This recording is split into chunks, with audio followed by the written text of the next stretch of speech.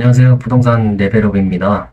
오늘은 토지 이용 계획원상의 용도 지역 지구, 생산 관리 지역, 계획 관리 지역, 이종 주거 지역, 이런 지역들에 대해서 나오는데 그런 것들이 뭔지, 뭐가 다른 건지 한번 같이 보는 시간을 가져보겠습니다. 왜 이종 주거지, 상업지 같은 것들이 비싸고 관리 지역 보존 녹지, 보존 관리 이런 것들은 왜 가격이 낮은지 그 이유에 대해서 그리고 이런 곳에서는 어떤 걸 할 수 있는지 그런 걸 같이 한번 알아보는 시간을 갖도록 하겠습니다. 지금 원산면에도 보시면은 여기가 SK 하이닉스 공장을 짓는 지역이고 여기는 일반 공업 지역이죠. 그리고 바로 옆인데도 농림 지역도 있고 생산 관리 지역도 있고 그리고 계획 관리 지역도 있고 일종 일반 주거지역 그리고 일반 상업지역 다양한 지역들이 있습니다. 어떤 지역에 투자를 해야 되고 이 지역에는 어떤 걸 할 수 있는지 주택을 지을 수 있는지 상가를 음식점을 할 수 있는지 그런 것들을 같이 한번 알아보겠습니다. 일단 내 땅 내가 사고 싶은 땅이나 내 땅을 주소를 토지용 계획 확인원에 주소를 치시면 이런 식으로 지역 지구, 다른 법령 등에 따른 지역 지구, 가축 사육 제한구역, 그다음에 성장 관리권역 이런 식으로 내용이 나오죠. 그리고 영농 여건 분리농지, 그리고 색깔에 따라서 생산 관리, 농림 지역, 성장 관리, 자원 보존권역 등등 모두 부분을 알려줍니다. 여기서 좀 더 큰 그림을 보고 싶다. 그러면 이 지도에 있는 이 네모 박스 칸을 클릭하면 됩니다. 그러면 주변의 전체적인 도면이 나옵니다. 자, 이 상태에서 왼쪽에 농림지역을 누르면 농림지역에 대한 색깔이 진해지고 자연녹지지역, 공업지역, 중공업지역, 그리고 칠합지구는 어딘지 여기가 칠합지구, 그리고 성장관리계획구역, 성장관리계획구역은 어딘지, 지구단위 계획구역은 어딘지 이런 것들을 차곡차곡 볼 수 있습니다. 농업진흥구역. 이런 농지법, 초지법, 산지법에 대한 용도지역, 지구가 있고 기본적으로 건축법 그리고 각 자치구, 조례에 따른 건축 규정이 있습니다. 자, 네이버에 자치법규 정보 시스템이라고 클릭하시고 여기에 검색창에 용인시, 각시, 그리고 용인시면 용인시, 광주시면 광주시, 도시계획 조례라고 칩니다. 그러면 용인시 도시계획 조례가 나오고 도시계획 조례에 대한 내용들이 쫙 나옵니다. 그럼 여기서 내가 살려고 하는 땅의 용적률, 건폐율 같은 걸 볼 수 있습니다. 용적률, 건폐율. 용적률, 건폐율은 50조, 용도지역에서의 건폐율. 지금 용인 지역의 건폐율을 보시면은 전용 주거지역 50, 2종 50%, 2종 일반 주거지역 건폐율이 60%, 그 다음에 일반 상업지역 80%, 그리고 녹지지역은 다 20%고 관리지역, 보존관리, 생산관리 20%, 계획관리만 40% 지역이고 성장관리 방안 수립 지역의 경우 30%, 그 다음에 계획관리는 50%로 한다. 자연녹지도 성장관리 방안 수립 지역에는 30%. 자연녹지, 생산관리, 계획관리는 성장관리 방안 수립 지역의 경우 인센티브를 주고 있습니다. 그리고 쭉 내려보면은 용도지역에서 용적률 있죠. 용적률은 건물에서 위로 얼마나 올라가느냐 이거를 알려주는 겁니다. 건폐율이 20%고 용적률이 100%다. 그러면 20%씩 100평에 20%는 20평이죠. 20평씩 5개층을 올라가는 게 용적률입니다. 용어가 어렵다 해서 어려운 내용은 아닙니다. 용적률은 전용은 100%, 이종 일반은 240%, 준주거 450, 일반 상업지역 900%, 그 다음에 녹지지역, 보존녹지 70, 자연녹지 100%, 그 다음에 보전관리 80, 생산관리 80, 계획관리 100%. 다만 성장관리 수립지역의 125%로 계획관리 용적률은 계획관리만 인센티브가 있습니다. 건폐율은 자연녹지, 생산관리, 계획관리 3개가 다 인센티브가 있었죠. 20인데 30으로. 하지만 용적률은 100% 동일하고 생산관리도 80% 동일하고 계획관리만 125%, 용적률은 125%로 인센티브를 주게 되어 있습니다. 건폐율 용적률은 도시계획 조례에서 보시면 되고, 그리고 건축할 수 있는 용도구역별 건축할 수 있는 건축물의 종류는 별표에 있습니다. 별표 4에 들어가면 용도지역별 건축할 수 있는 건축물에 대한 내용이 나옵니다. 여기서 이종 주거지, 내가 이종 주거지를 가지고 있다. 보통 1종 일반, 2종 일반 이런 식으로 나가니까 이종 주거지에서 건축할 수 있는 건축물은 단독주택, 공동주택, 1종 근린생활시설, 2종 근린생활시설. 쉽게 얘기하면 뭐 상가가 가능하다 보시면 됩니다. 이건 음식점, 가장 중요한 게 음식점입니다. 음식점 장사를 할 수 있느냐, 장사를 할 수 있다고 보시면 됩니다. 종교시설, 판매시설, 의료시설, 교육, 연구시설, 놀자시설 등등 창고시설 같은 것도 지을 수 있고 자동차 관련 시설에 주차장, 세차장 같은 것도 할 수 있습니다. 2종 일반 주거지역에 동물, 식물 관련 시설, 그리고 야영장, 발전, 방송통신시설 등등을 할 수가 있죠. 2종 일반 주거지역이 있습니다. 그 다음에 3종 비슷하고, 보시면 1, 2, 3종이 다 비슷한데 건폐율 용적률 그리고 1, 2부 약간 다릅니다. 그리고 그 다음에 많이 나오는 게 일반 상업지역은 뭐 전문가들이 활용을 하는 지역이니까, 그래도 한번 보시면은 일반 상업지역은 이거 잘 읽으셔야 됩니다. 건축할 수 있는 건축물이었고 좀 전에는, 지금은 건축할 수 없는 건축물, 네거티브 규정입니다. 이 건물 빼고는 다 할 수 있다는 뜻입니다. 없는 건축물, 숙박시설 중 일반 숙박시설 및 생활 숙박시설. 그 다음에 예외 규정이 있다. 주거지역과 차단되거나 뭐 이런 시설들은 건축할 수 있다. 그리고 자동차 관련 시설 폐차장은 할 수 없다. 동물, 식물 관련 시설은 상업지역에서 할 수 없다. 그리고 자원시설한 시설, 고물상이죠. 그 다음 묘지 시설 같은 경우에는 할 수 없고, 기본적으로 공동주택을 할 수가 없지만 예외적으로 이런 조건의 경우에는 공동주택이 가능합니다. 연면적 합계 90% 미만일 때는 공동주택이 가능합니다. 무슨 말이냐면은 10층을 짓는다. 그러면 1층은 상가로 주고 나머지 9개 층 90% 미만을 주택으로 만들면 가능하다.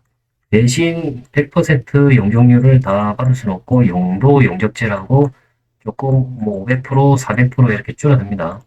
이런 것들을 잘 보고 사업 계획을 잡아야 됩니다. 용적률이 낮아질수록 수익성은 떨어집니다. 그리고 사업지역은 일반 사업지역만 보시면 되고, 유통이나 중심사업지역은 좀 특별한 지역입니다. 공업지역에 따른 또 규정이 다 있기 때문에 보시면 되고, 녹지지역, 우리가 가장 많이 보는 자연녹지지역 한번 보겠습니다. 자연녹지지역에서는 건축할 수 있는 건축물, 단독주택, 아파트를 제외한 공동주택, 아파트는 5층 이상 이런 것들을 아파트라고 하죠. 이 아파트를 제외한 공동주택, 4층 이하의 건축물로 가능한다. 4층까지만 지을 수 있습니다. 자연녹지지역은. 근린생활시설, 1종, 2종 다 건축할 수 있고, 판매시설 건축할 수 있고, 운수, 의료, 교육연구시설, 노예자, 훈련시설, 운동시설, 숙박시설로 관광단지에 건축하는 거, 그리고 창고, 자동차 관련 시설, 자원시설 시설, 발전시설 대부분 다 할 수 있죠. 자연녹지지역까지는 우리가 얘기하는 토시지역, 그 다음에 관리지역이 있는 것은 비도시지역.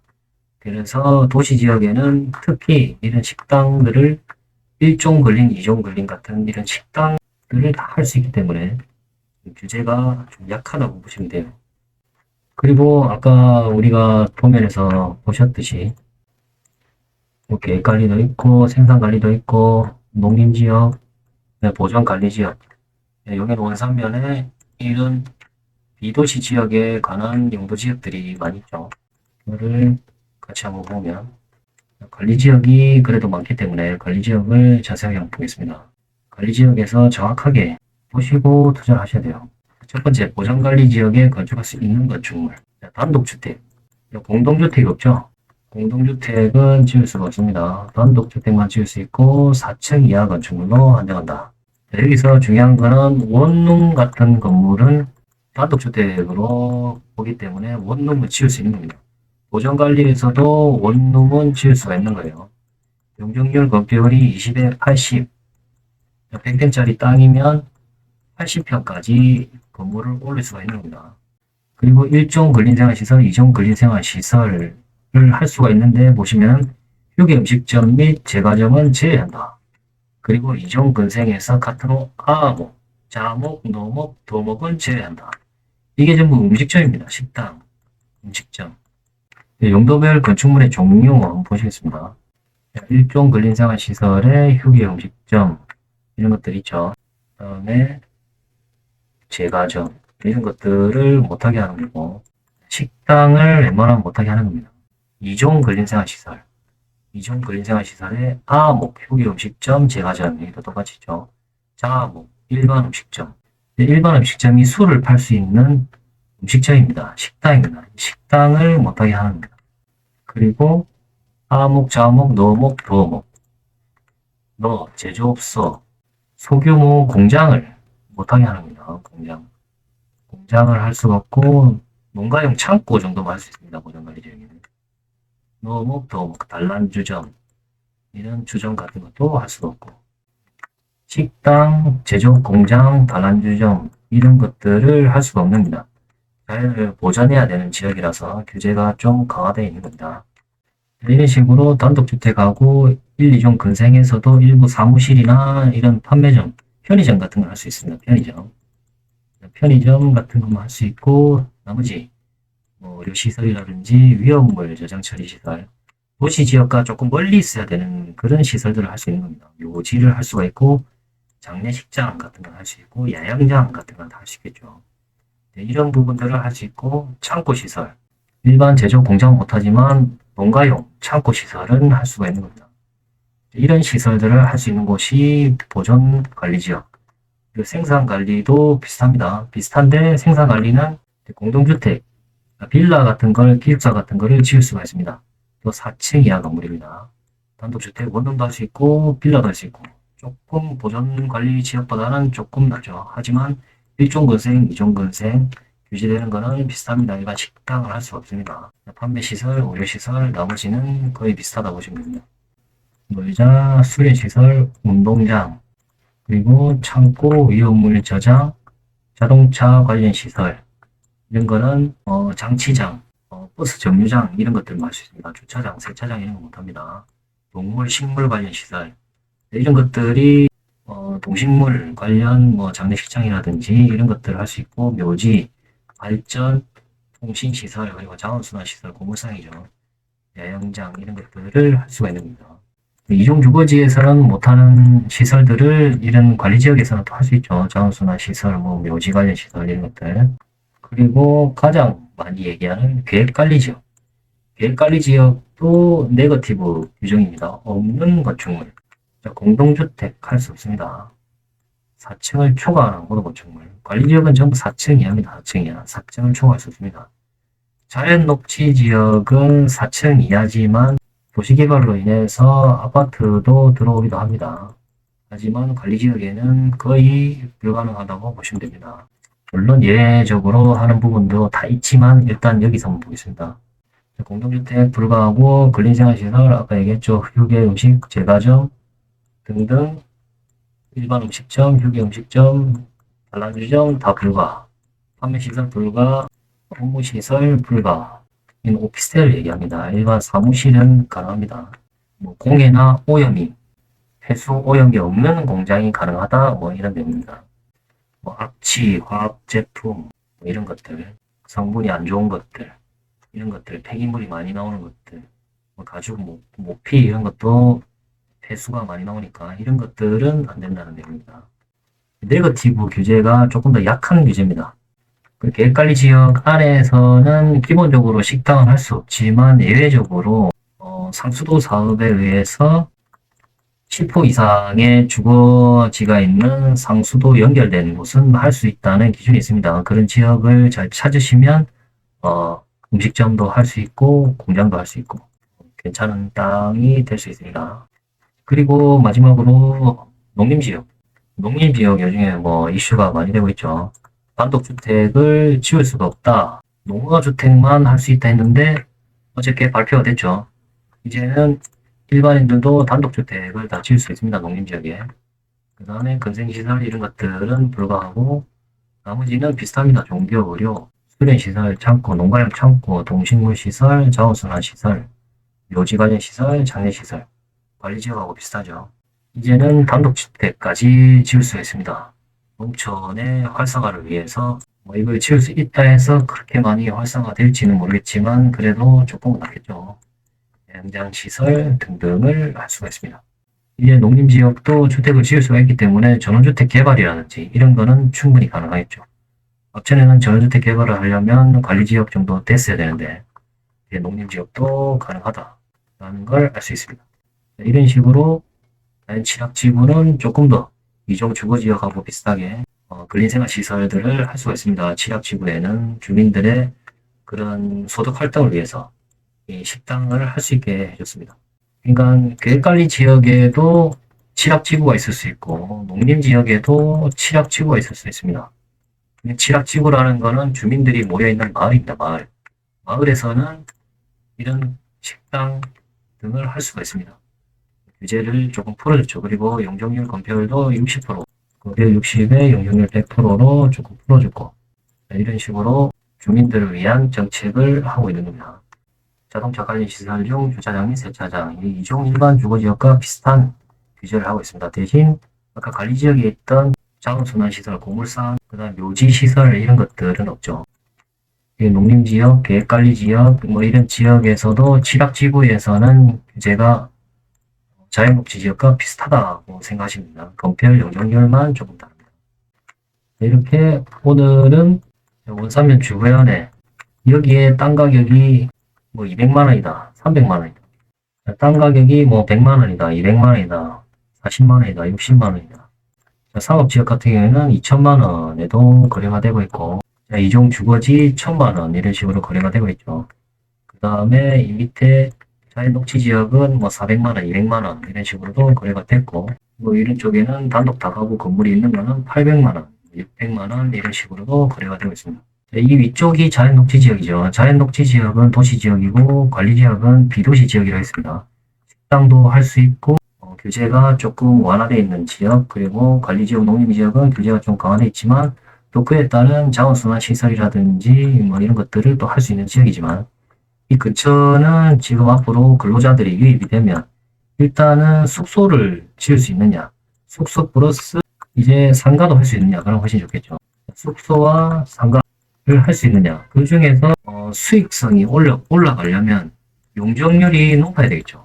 용적률이 아까 자연녹지지역은 100%고 계획관리 중에서도 성장관리권역은 125%까지 규제를 풀어준다고 했습니다. 자연녹지는 100%고 일단은 용적률 관련해서는 계획관리가 가장 높기 때문에 수익률은 가장 좋을 수 있습니다.